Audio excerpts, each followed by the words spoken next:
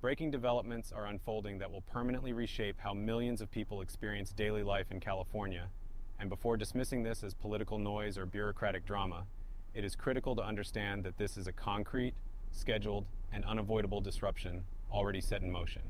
One that begins in just days and will ripple outward far beyond state borders, affecting fuel access, prices, emergency services, regional supply chains, and even national security readiness. Because what is happening is not theoretical or speculative, but the result of intersecting regulatory deadlines, refinery closures, logistical bottlenecks, and delayed government programs that have collided all at once. Consider the everyday reality of a driver pulling into a familiar neighborhood gas station, the same one they have relied on for decades, only to find pumps wrapped in yellow tape,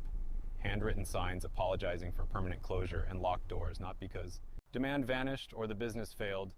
but because staying open would trigger fines of thousands of dollars per day under state enforcement rules, a scene that is already playing out across the state and is about to accelerate dramatically, because on January 1st, 2026, hundreds of independently owned gas stations will be forced to shut down permanently, as they are red-tagged for non-compliance with underground storage tank regulations passed more than a decade ago. Regulations that require single-walled fuel tanks to be replaced with double-walled systems designed to reduce leakage during corrosion or seismic activity, a policy goal that is environmentally sound in theory, but devastating in execution when paired with delays, costs, and bureaucratic inertia.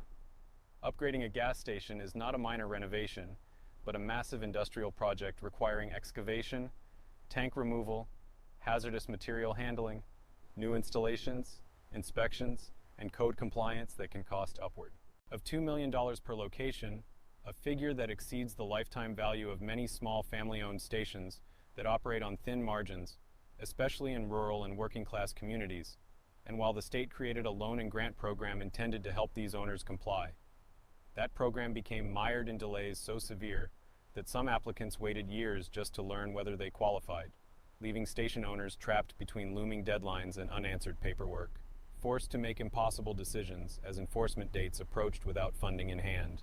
And as a result, hundreds are now operating on borrowed time, counting down days until closure regardless of their effort to comply. This crisis does not exist in isolation, because at the same moment, California is losing a significant share of its refining capacity, with major refineries shutting down permanently, eliminating hundreds of thousands of barrels per day from the state's fuel supply. And when refineries close, the effects cascade outward through the entire distribution system, because gas stations are not just retail points, but pressure valves in a tightly balanced supply chain. And when hundreds disappear at once, the remaining stations are forced to handle higher volume, experience faster tank depletion, and face more frequent resupply demands, making shortages more likely with every disruption, fire, maintenance delay, or shipping bottleneck, as seen during previous refinery outages that caused immediate price spikes not only in California, but in neighboring states that depend heavily on its fuel production, including Arizona and Nevada, where some regions receive the majority, or even the entirety of their gasoline from California refineries. The scale of dependence means that when California's supply shrinks, surrounding states feel the shock almost instantly, and this becomes especially dangerous when imports are the only fallback because California uses a specialized gasoline blend that cannot be sourced easily from domestic refineries elsewhere in the country, requiring imports from a small number of overseas facilities capable of producing it,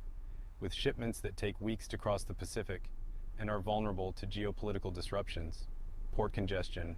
weather delays, and global trade instability, all while federal shipping laws restrict domestic maritime transport options and dramatically increase costs. Layered on top of this is the rapid closure of additional retail fuel locations by major corporate brands, shifting investment toward electric vehicle charging infrastructure, a transition that may align with long-term environmental goals, but is unfolding far faster than the actual turnover of the vehicle fleet, leaving tens of millions of gasoline-powered cars dependent on a shrinking and increasingly fragile fueling network,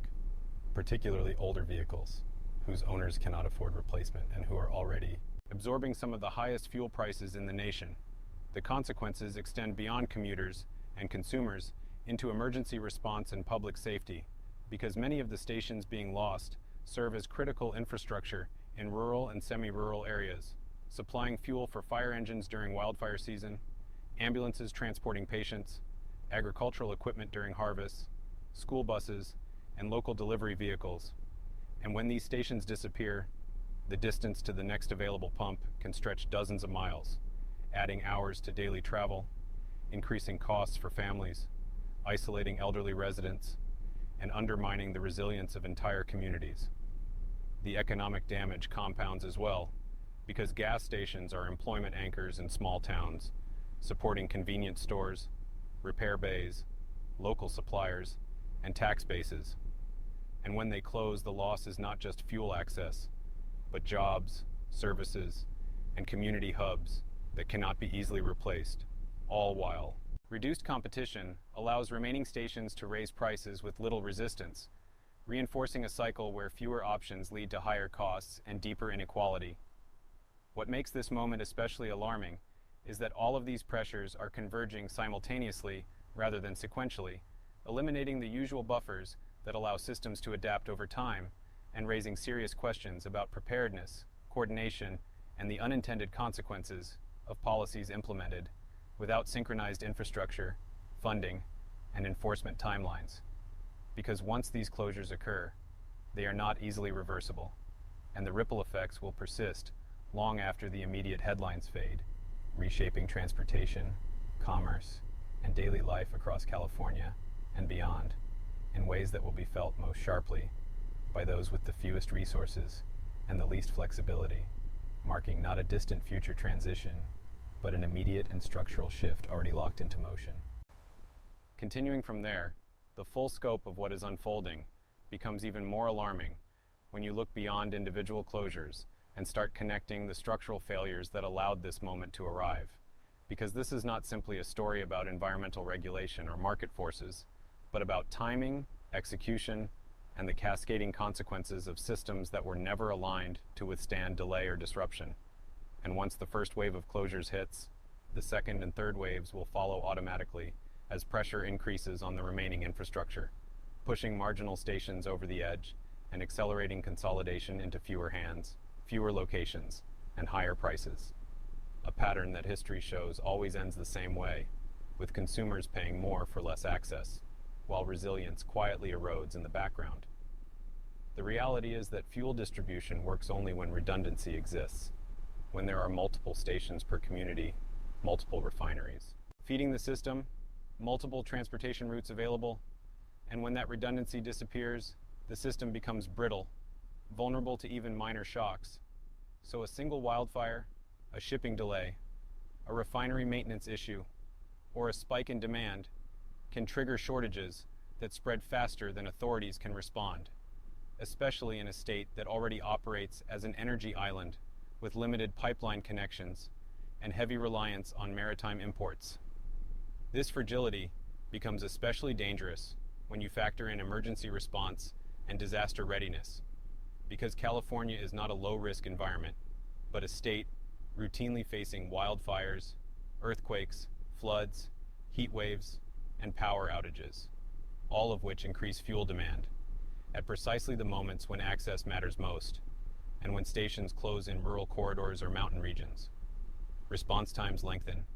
evacuation routes become constrained, and logistical planning becomes exponentially more complex, not because agencies are unprepared, but because the physical infrastructure they rely on has been quietly dismantled. There is also a broader economic feedback loop at work, because higher fuel prices ripple outward into food costs, construction costs, delivery services, and virtually every sector that relies on transportation, meaning that even residents who rarely drive will feel the impact through higher prices and reduced availability of goods, while businesses already operating on thin margins are forced to absorb costs or pass them on, accelerating closures, layoffs, and regional economic contraction. What makes this particularly troubling is that much of this damage is front-loaded, meaning the most severe effects occur quickly rather than gradually, leaving little time for adaptation, because once a station is permanently shut down, the capital investment required to reopen, it is often prohibitive, especially after tanks are removed or sites are decommissioned, turning what might appear to be a temporary disruption into a long-term loss. At the same time, reliance on imported fuel introduces vulnerabilities that extend beyond economics into geopolitics, because international supply chains are shaped by diplomatic relationships, global conflicts, shipping security, and trade policy, none of which are under state control. And when domestic capacity shrinks, the margin for error disappears, forcing dependence on distant suppliers whose priorities may shift overnight, a risk that becomes even more pronounced when considering national defense, because military installations across the western United States rely on consistent access to refined fuel, and any sustained disruption forces contingency planning that diverts resources, increases costs, and reduces readiness. A scenario planners actively try to avoid, but cannot fully mitigate when civilian infrastructure contracts. Meanwhile, the transition to alternative energy, while necessary and inevitable over the long term, is unfolding unevenly, with charging infrastructure expanding far faster in urban centers than in rural or low-income areas, and vehicle turnover lagging far behind policy goals, creating a mismatch where the old system is being dismantled before the new one is capable of carrying the load, leaving millions of drivers caught in the gap with no viable alternatives, a gap that widens every time a station closes and every time prices spike. Taken together, these forces form a perfect storm where regulatory deadlines, delayed funding, refinery shutdowns, supply chain constraints, and demographic realities collide. Not in some distant future, but in real time, measured in days rather than years. And once the tipping point is crossed, the system does not slowly degrade, but rapidly reconfigures into something narrower, more expensive, and less forgiving. A transformation that will define transportation, commerce, and daily life in California for years to come. Long after the signs come down and the pumps go dark. And as this transformation accelerates, the most unsettling aspect is how quietly it is happening, with no single announcement, no statewide alert, no moment where officials stand before cameras and acknowledge the scale of the disruption ahead, because the process is fragmented across agencies, deadlines, enforcement actions, and market decisions that each seem manageable in isolation, but together form a systemic breakdown that few residents fully grasp until it reaches their doorstep, when a familiar station vanishes, or a routine drive turns into a logistical challenge, and by then, the options are already gone. This silence creates a dangerous lag between reality and awareness, because public pressure tends to arrive only after consequences are felt, not while corrective action is still possible. And once closures cascade through a region, the leverage to reverse them evaporates, leaving communities to adapt rather than intervene, to absorb rather than prevent, and to normalize conditions that would once have been unthinkable, such as planning errands around fuel availability, rationing travel, or budgeting for price swings that feel disconnected from global oil markets, but are instead the product of local infrastructure scarcity. The inequity embedded in this outcome is impossible to ignore, because affluent urban areas with multiple branded stations, alternative transportation, and access to newer vehicles will feel inconvenience, while rural towns, agricultural corridors, and working-class suburbs will feel isolation, higher costs, and reduced mobility, effectively turning fuel access into another dividing line between those who can adapt quickly and those who cannot. And when mobility becomes constrained, opportunity follows, affecting employment, education, healthcare access, and economic participation in ways that compound existing disparities. This is how infrastructure failures rarely announce themselves as crises at first, but instead emerge as a slow tightening of constraints, a narrowing of choices that eventually reshapes behavior and expectations, until people begin to accept longer drives, higher prices, and fewer services as normal, not because they are sustainable, but because there is no visible alternative left. Yet the alternative was always timing, coordination, and realistic transition planning, aligning environmental goals with financial support that actually arrived on schedule, enforcement that accounted for bureaucratic delay, and a phased reduction of legacy systems only after replacements were proven sufficient at scale. And the absence of that alignment is what makes this moment feel less like a transition and more like a rupture. once the calendar turns and enforcement becomes unavoidable, the closures will not pause for public debate or political reconsideration, because the mechanisms driving them are automatic, embedded in regulation and economics rather than discretionary choice. And that is why the coming weeks matter so much more than abstract discussions about long-term energy policy, because they represent the point at which theory meets reality, when systems designed on paper collide with the lived experience of millions of people navigating a state whose fuel network is shrinking faster than its population or its needs. The real question is not whether this shift will happen, because it already is, but whether the lessons drawn from it will inform future decisions or be written off as collateral damage in a transition that moved too fast for some and not fast enough for others, leaving behind a landscape of closed stations, longer drives, higher prices, and communities forced to adapt to a new normal they never chose, one that arrived not with a countdown clock on television, but with a handwritten sign taped to a pump that simply says closed.